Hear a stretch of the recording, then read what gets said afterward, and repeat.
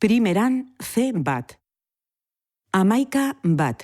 Gaztea eta bidaiatzeko irrikaz.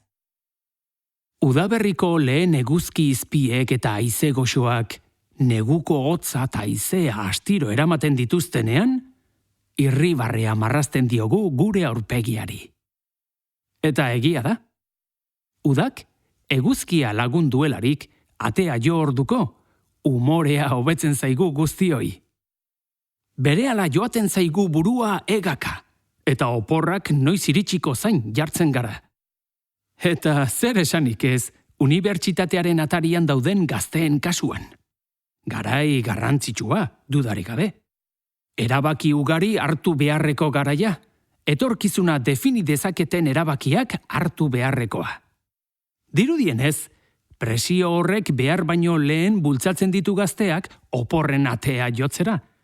Baina ate joka joan aurretik, komenigarria da aukera ezberdinak aztertzea.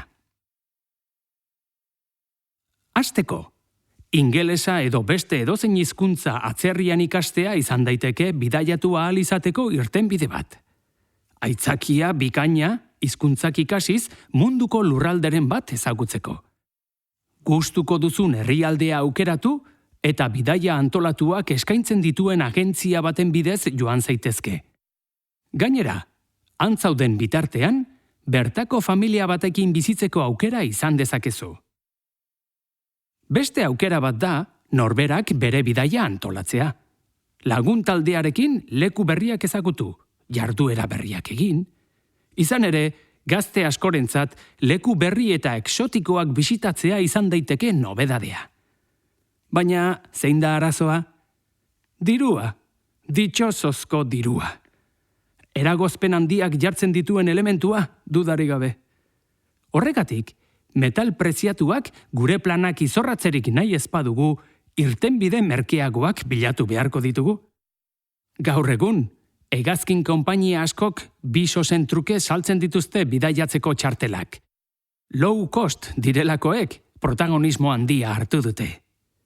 Dirua ez da egan egin ahal izateko oztopo, beraz. Baina zure oporraldian leku bat baino gehiago bisitatu nahi duzula? Abenturak bizitzeko gogoa? Lagun berriak egiteko nahia?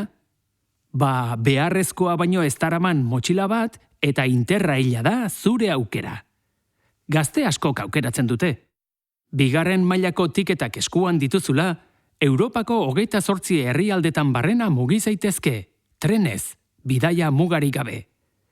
Norberak diseina dezake bere ibilbidea eta ezagutu nahi dituen lekuak hautatu. Aukera paregabea da Europa diru gutxirekin ezagutzeko. Eta mundua ezagutzeaz gain, betidanik zure oporrak probetxuzko zerbait egiten igaro nahi badituzu, aukera polita izan daiteke udako egunak gobernuzkanpoko erakunde batean edo borondatezko lan batean igarotzea. Gazteek gizarte proiektuetan parte hartzen dute, musutruk, 3-4 astez. Askotariko lanak izan daitezke, ondare kultural naiz arkitektonikoak zaharberritu, ekologia edo ingurumena zaindu. Primeran, bidaiaren helmuga eta bertara iristeko behar ditugun baliabideak eskura ditugu jada. Zer egin behar dugu orain? Premiazkoena lo egiteko lekua hartzea da. Horretan ere diruak mugatzen bazaitu, lasai. Aterpekide txartelari esker, Europako ostatuetan beherapenak eta eskaintza bereziak eskuratu ahal izango dituzu. Europa ezagutu, lagunak egin eta esperientzia berriak bizi nahi badituzu, oraintxe duzu aukera. Eman pauso bat.